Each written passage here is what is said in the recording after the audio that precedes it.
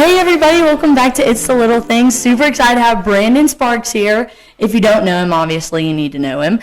He sings at Better Life, and he has such an amazing voice, and he is such a light for the Lord, and his personality lights up a room. So if you don't know him, definitely introduce yourself to him.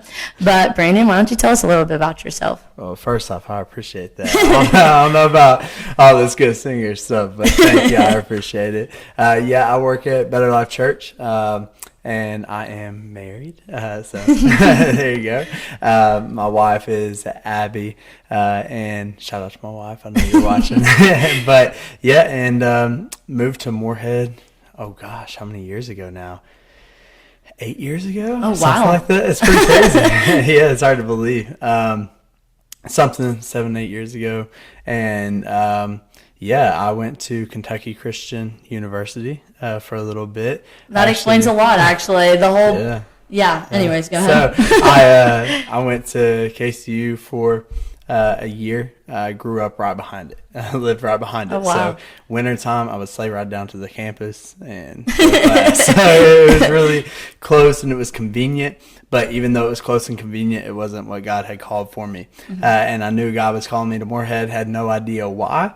But I went, and it's pretty crazy.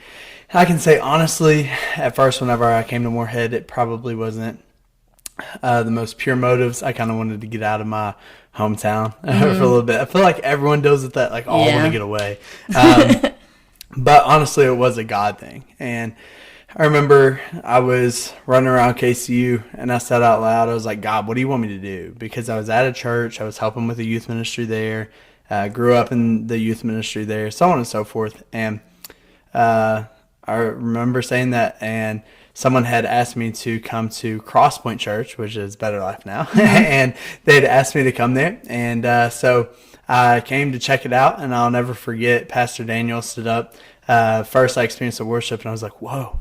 I didn't know church was like this. Like, I grew up in a small church, and so I was like, all right, this is pretty cool. But then I remember Pastor Daniel got up and he said, I know some of y'all are here and you're wondering, God, what do you want me to do? And I was like, talking to me? But it was pretty crazy that day. I told my parents, like, hey, I'm going to church in Moorhead, and I'm going to actually move to Moorhead. And it was tough for my family. I know Grayson's really close, but we're a tight family. Yeah. But it was, I don't know, it was the best decision I've ever made.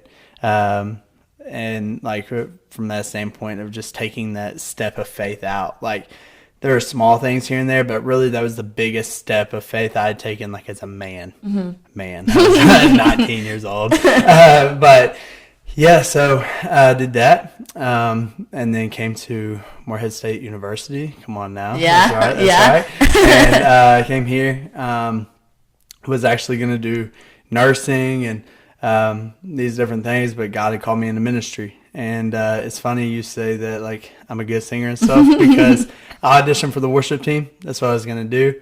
Didn't know that auditioning for a worship team was a thing, and I was like, oh, okay, yeah, I'll do that. I just thought I'd sing. And but I remember doing that, and I didn't make it.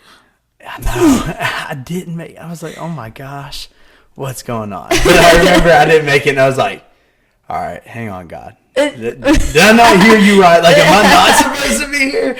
But I remember him just telling me, just be faithful. Just be faithful. Yeah. And it wasn't my timing, but it was his timing, and his timing is always perfect. And I remember getting a phone call just a few weeks later and was like, hey, man, just want to reach out and see if you'd be interested in the worship team. It wasn't that you weren't good enough.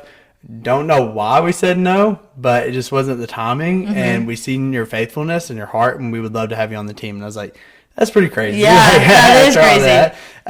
But yeah, so really cool there, and intern there at Better Life, and now been on staff for a while doing youth ministry, college ministry, and doing some worship and a little bit of everything. That's awesome. I love that we talked about God's perfect timing actually last week with Riley, and I think that's really cool how at first you were like, oh, maybe that's not the direction I'm going in, but just have faith, and ended up having faith, and that was the direction you're going. You just need to wait a little bit. Yeah. But I really like that a lot. And so usually the question we ask here is like, who is somebody or what is something that you've been able to take on your walk with Christ that you can remember?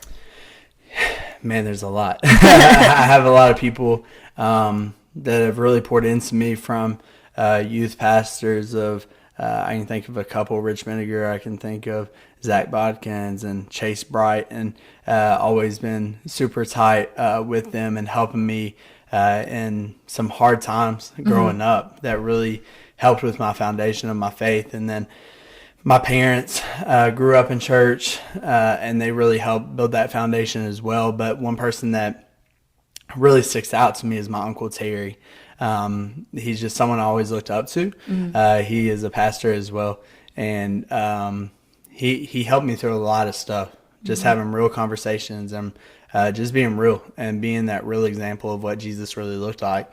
And he didn't just talk the talk, he walked the walk. And it was one of those things where like he really helped me during those times. So really he's been a person that has impacted me in so many ways that I can't even begin to explain him. But he's been that person that I know I can call. He married me and my wife. Oh, that's awesome. So, but yeah, and so like he always comes to my mind. And like I said, of course, my family. I have 3 sisters. Oh, wow. So I can't just say one of them. They're all 3 amazing. Brooke, Brandy, Brittany, love y'all. But they're all amazing, all been really special. And like I said, my parents, but big family guy. But my Uncle Terry, yeah, he's really been that person to help me on my walk with Jesus through the good times and the bad times. Yeah. I like that because that's kind of, I never have talked about mine on here actually, which is kind of funny, but mine's about the same. Just kind of family is obviously a key thing for me as well. And, you know, I like how you said earlier about how everybody goes through this thing of just like wanting to get out of home. And that's kind of how I am, obviously, because I was like, I'm 14 hours away from home now, and I'm like, well, now I'm kind of regretting it because I wish I was a little close, but it was perfect for me because that's how I grew on my own. Obviously having my family there to support me, but also being able to find out who I am in my faith with the Lord and not rely on like my family. But that's awesome because like growing up, there was a time in my life where I did not have a like mom involved in my life, and I obviously have an amazing stepmom now, and she's literally the best. But my Aunt April and my grandma are literally the 2 people that I always had in my life to have those women figures that I can always look up to and just be like, wow. So I totally see that with your uncle, and just like loving having that person in your life that you're like, no matter what, this is the person I want to be looking up towards because they have such an amazing walk with Christ. Yeah, for sure. Yeah. So good. I love that. So why don't you tell us a little bit like more about your testimony and just kind of how you've been able to use that to build your relationship.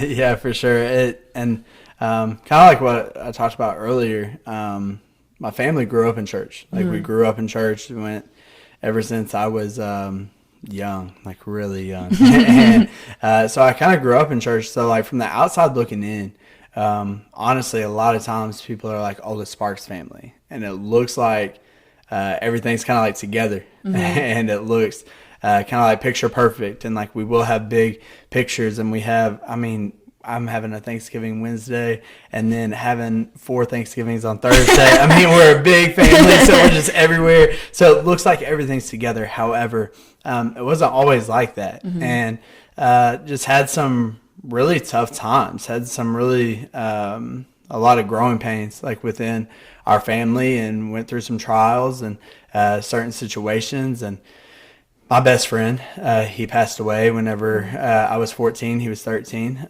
He passed away from cancer. And so like not everything was always as pretty as it seemed. Not everything was as good as it looked on the outside. And so for me, kind of growing up in a Christian home, kind of what you were talking about, faith was really like my family's thing, not really mine. I go back to this story. I was 4 years old.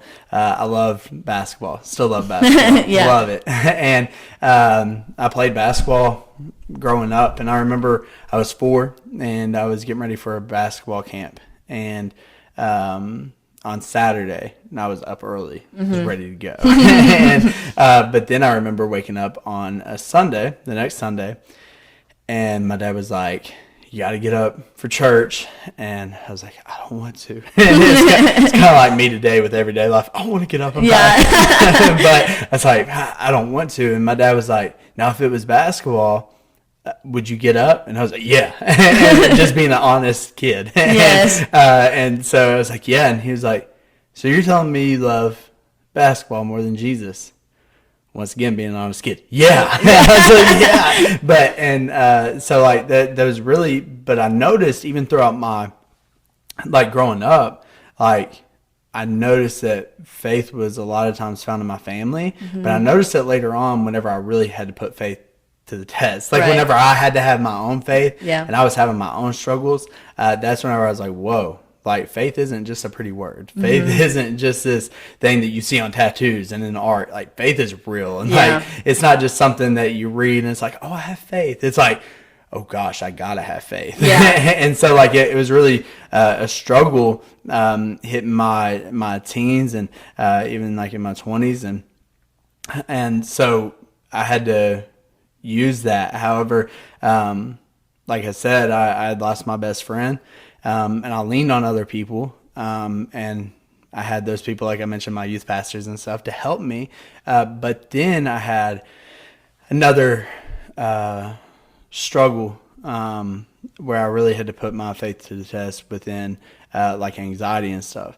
And a lot of times what I found out was guys didn't really talk about it. Like, and honestly, getting on here today, I didn't plan on talking about it. It's one of those things that, like, you hear about it and it's like, it's such a word that's thrown around a lot now that I was always afraid to say it. And I was like, but I really did struggle with it. Right. And it was tough. And I had thoughts and a lot of emotions and I couldn't think straight and I didn't understand it and I didn't get it. But it was even through those times that my faith really grew. But what I noticed was, whenever my anxiety was high, my eyes were off of Jesus. Right. And so I was focusing on the problem, not the problem solver. Yeah. And so, like, for me, with that, it was really tough. Like I said, I lost my best friend to cancer. And then a few years ago, just a couple years ago, my little nephew, they found a spot on his brain too. Going to the same doctors and all this stuff, and I had a lot of worry and a lot of stress and a lot of anxiety and all these things that came up with it, and I just tried to stuff it in, act like it wasn't there, and it was tough. It was really tough, and I didn't understand it, didn't get it, but I really had that foundation of faith that really helped me through that God really was in control. And even now, my little cousin, he just passed away from a brain tumor just a few weeks ago. And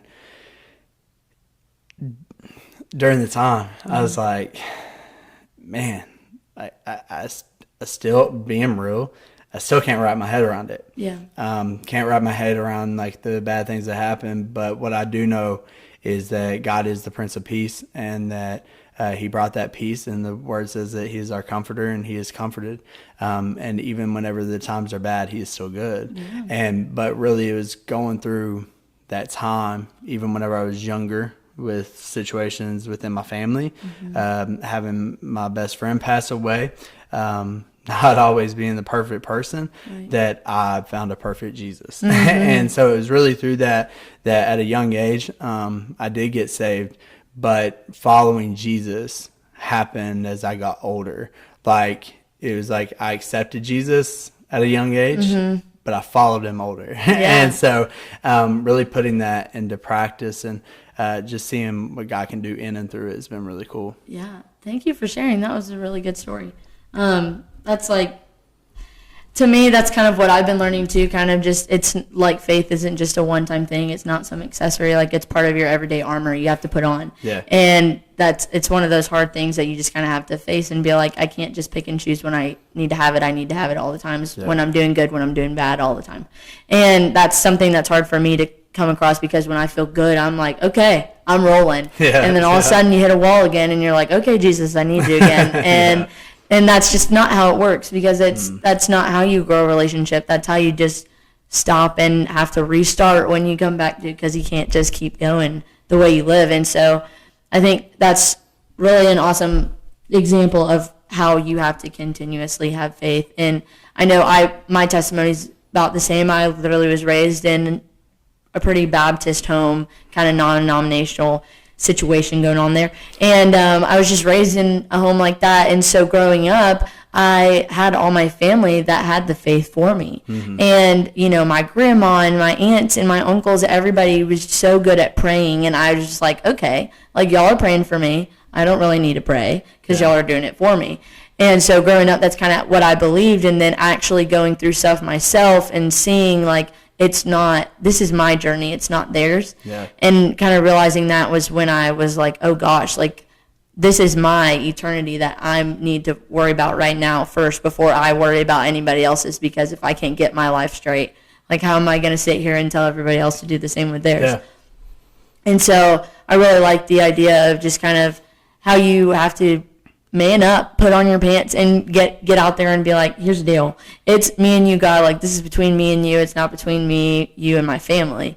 So just kind of how important faith is, like you said, that's just, like, crazy to me. Yeah, it's been huge for me. And one of the biggest things that I did notice within that is one of the things I'm a strong believer in is real recognizes real.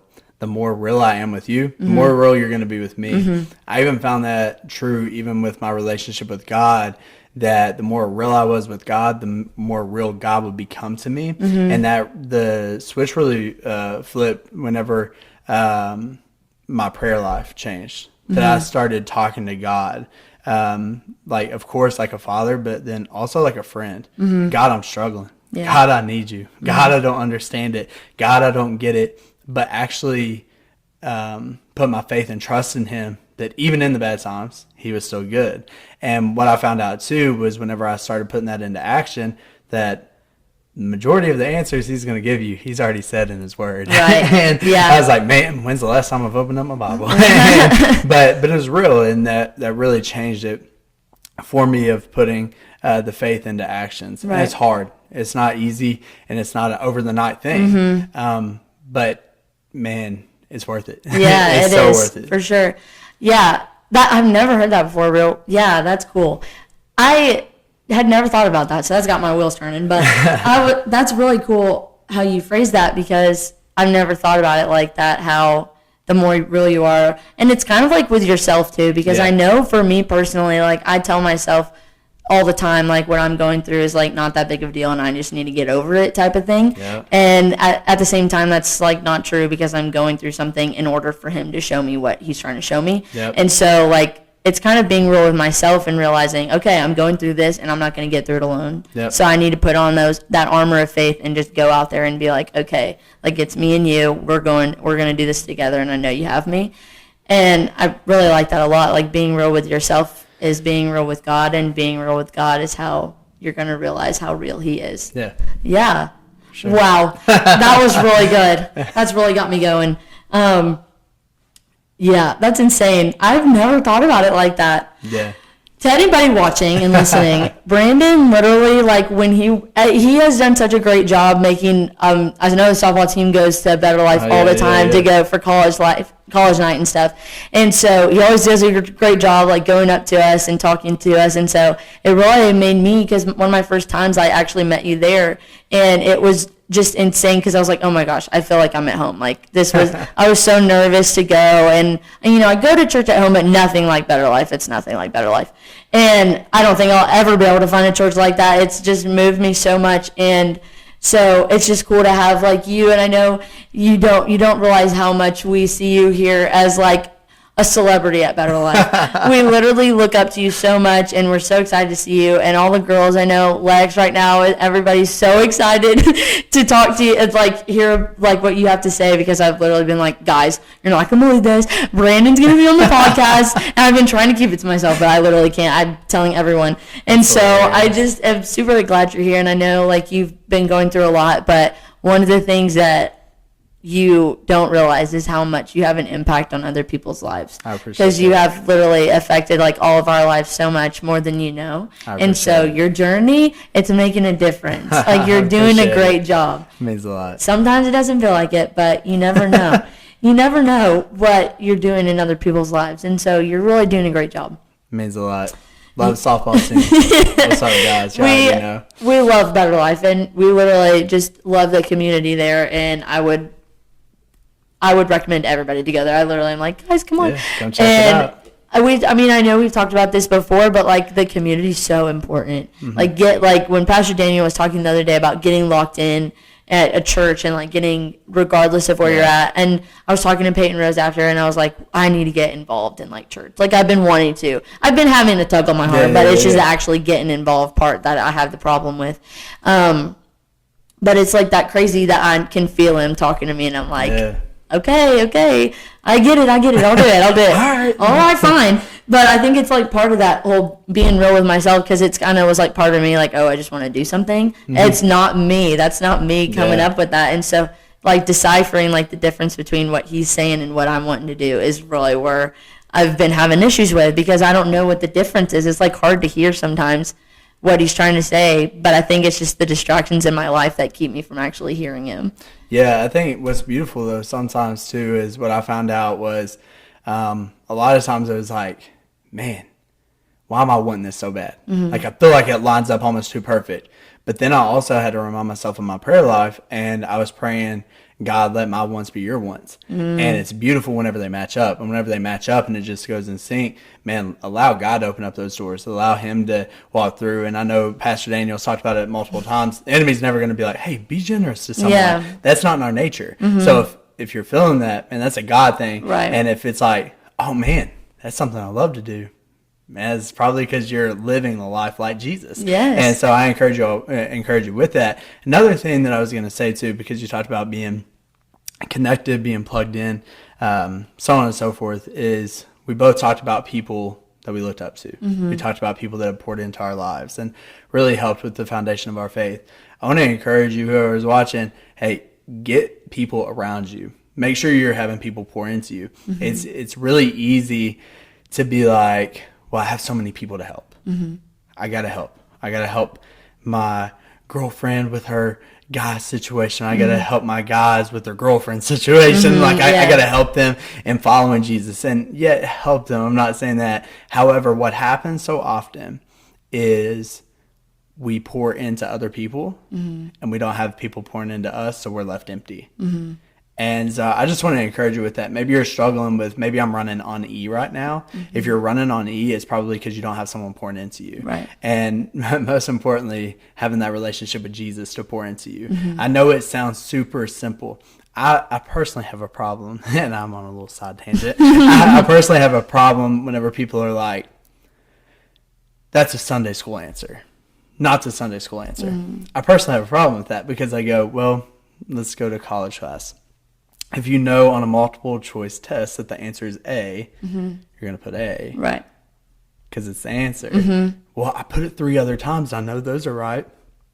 I don't know if I should put it because I put it 3 other times. No, you put it because it's the answer. Right. And so a lot of times it's like, well, that's a Sunday school answer. What's more? And it's like, no, have you really picked up your Bible? Right. Have you really prayed? Have you really connected? Have you really been in a small group? Have you really been going to church? Have you been serving? Have you been getting plugged in? And what I notice is whenever you have a problem, it's really a priority problem, and you're not doing those things. So just want to encourage y'all with that to really have people pouring into your life, because it makes a difference for sure. Yeah. I've really never even thought of that either. Oh my goodness. You're coming up with so many good things. Really, seriously. But I've never thought of that either, just being like, because I felt like that too before, but I mean, being here, I haven't felt that since the day I've been here, because being, with the softball girls, they're constantly encouraging and constantly pouring into me. And then also with Better Life, it literally feels like I have an endless supply of people around me that I can constantly be like, okay, I need encouragement. And so I like, finding that and finding a group of people that you can have that with is so nice. But I do feel that sometimes always wanting to just like give everything I possibly have, when sometimes I don't have anything to give. Yeah. And I never even thought about that, because a lot of times I just kind of want to do everything for everybody else and don't realize the effect it has on me sometimes. For sure. Until afterwards, and I'm like, oh my goodness, why am I so exhausted right now? Why do I feel so like worn out doing the same things over and over again? So that like actually explains a lot. Yeah, you play sports. So Yeah. like, you know the term, give it 110%. Yeah. Well, if you don't have it, you can't give it. Right. And whenever you're giving an 110%, you're only at 100%. So if you're giving 110, that means there's an overflow. Right. And ask yourself, man, is my life really overflowing? Mm-hmm. Like, is it overflowing? Is it a constant flow? Because really, I'm broken. Right. We're all broken. Man, I'm hurting. I'm broken. God couldn't use someone like me. How could I even overflow? I can't be full because of all these cracks. What do? You put it under the spigot and it constantly flows. Mm-hmm. So what is the spigot? What are you doing to get closer to God so he's just constantly flowing in you and through you? Wow. So. Wow. I have no words for that. You left me speechless. That's insane. I literally don't even know what to say to that in response because that was so good. I've never, ever seen it like that. My goodness. Okay. How do you feel about opening a church in Fort Worth, Texas? Because we need somebody like you there. I will say this. I just got back from Texas. I'm actually moving to Texas. No, I'm just kidding. That was a mean prank. That was a mean prank. I just got back from Texas, and so like everywhere I go, like I love Florida. I love the beach. Like, and I'm like, oh man, if I could just live on a beach, if I could just do this. And it's always me. This time though, in Texas, my wife looked at me and she was like, we should move to Texas. And I was like, what? Really? But I loved it. I mean, I'm just saying. Yeah. What part of Texas were you in? So flew into Austin. Not gonna lie, Austin's a little weird. It's a saying too. Like, yeah, keep Austin weird. Yeah. It is weird. They're doing a phenomenal job of keeping it that way. Yeah. Anyways, we were in Austin, and then we went little small towns outside, but then we went to Waco as well. And yeah, it was a quick trip. Went for a wedding, but have another trip in the works for down there, going to Dallas. So that's the Dallas Fort Worth, right? Yeah. Yeah, I know you're right. And Houston. Yeah. So yeah, we're going back. It's so crazy to me how interconnected everything is in the world, because there's like so many stories of me being like, because I was born in Arkansas, and so one of our assistant coaches played for Oklahoma State softball, and one time they practiced in our indoor facility in my high school team, so I like watched her practice when she was in college. That's crazy. And then now I'm here. That's and cool. She's my coach, and so like those like little stories literally blow my mind how interconnected everything is. And so how never in a million years would I have pictured myself in Moorhead, Kentucky. Yeah, and crazy. When people ask me how I got here, I'm like, I really don't know what to tell you. Like, it was just boom, boom, boom, everything happened and I was here. And one of the stories I like always, my dad can probably tell everybody right before the camp, I just had this feeling. I was like, Dad, this is the school. Like, there was nothing. It was rainy. It was cold. It was in the middle of winter. And there was no reason that I would have been like, oh, I really want to go to Moorhead, Kentucky. But we were at a camp and I literally was like praying in the car. I had no reason. I was like, I don't even know why I'm doing this right now. But I was like, Lord, like, if this is the school, please, like, give me comfort and peace that I'm here. And instantly I was just like moved, and I was like, oh my goodness, like this is where I'm going. And even when after the camp, like, I wasn't sure if I was going to get offered or not, and then she called me and I literally bawled on the phone, and I was like, there's just, everything was lining up like you said. It felt like perfect. And you know, there's just a lot of things here that I would have never been able to get if I went somewhere else. And so it's just like crazy how things are interconnected and how perfect his timing is. Like, It's just, I don't know. I wish I could tell every story I possibly have, but there's just so many stories that are interconnected that I can't even like think about, because how perfect is his timing. That's insane. Yeah, it's crazy. Yeah. And it's funny to me that like we still question to this day, like, oh man, should I really step through that door? Mm-hmm. I mean, you're talking about, you came to Moorhead, Kentucky, rainy, cold. And it's like, if there's ever a time for you not to walk through the door, it's that time. Yeah. And it's like, man, but I still question, like, should I really walk through that door? Mm-hmm. And then you see the other side. And even after seeing the other side, it's hard. Mm-hmm. It's hard to have that faith. It's hard to trust and be like, oh, man. But just seeing what he has, like what you said, like, you didn't understand it, you didn't get it, but, man, he works it all together. Yeah. And it's beautiful. And it's cool. Yeah. It's so crazy to me how all that works. Like, even in the worst of the worst here, like off season, cold, freezing, practicing on concrete. Well, I mean, ridiculously horrible sometimes. And even in the worst times, I would have not wished to be anywhere else because it just felt like this is where I was needed and this is where I needed to be. Because I think I said this last week, like, never in a million years would I have thought that my relationship with God would be how it is now, and like making a podcast and like meeting so many people and being able to talk to so many people that I would have never met in Texas. And so it just like blows my mind how all of that just happened in order to get me to where I'm at right now. And like you said, like even now I still question like, do you really want me to do this? Like, are you sure? But yeah, I don't know. It's just sometimes to me, it's looking on the bright side and being like, yeah, I went through a lot of stuff here, but I also found a lot of outlets, and I found a lot of people and met a lot of people that I never in a million years would have met. So good. So good. So one last thing that I'm going to say, I know I talk a lot. You were talking about you talk a lot. I talk a lot. But just want to encourage y'all too. Like I know we're talking a whole lot about faith, and maybe right now you are running on E, and you kind of feel like, man, I just don't have faith. I'm not full of faith. I'm not full of faith. I'm not full of faith. Man, I really need to be full of faith. I want to encourage you with this too. You don't have to be full of faith for God to be faithful. Mm-hmm. God is constantly faithful, even whenever you're not full of faith. And I just want to encourage you, have that faith, size of a mustard seed.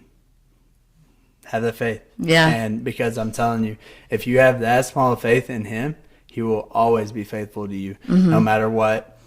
Even the rainy days and more. Yeah, even rainy, the rainy cold days. and Yeah. Morehead, He'll be faithful for you. So I don't know if that's something you're struggling with, dealing with, but I just want to encourage you with that as well, that if you do feel like, man, this holiday season, I just feel empty. It's a hard time for me. Stop searching after the feelings to be full and search after the one who will fulfill you with His faithfulness. Good. Okay, well, I don't know. There's just so much wisdom in this. I'm going to have to make it a part 4 series or something. I don't know about all that. I don't know about all that. But I'm super excited. I'm super glad that you're on here, and I can't wait for everybody to hear this because Nana's going to call me, and then April's going to call me and tell me this is the best one. They do it every week. Nana. What's up, Nana? How are you, Nana? And so I'm super excited for everybody to hear this. But thank you so much for being on. Thank you. And everybody, check on your friends, love on them, and just be the reason someone smiles today. And y'all have a great Wednesday. Peace.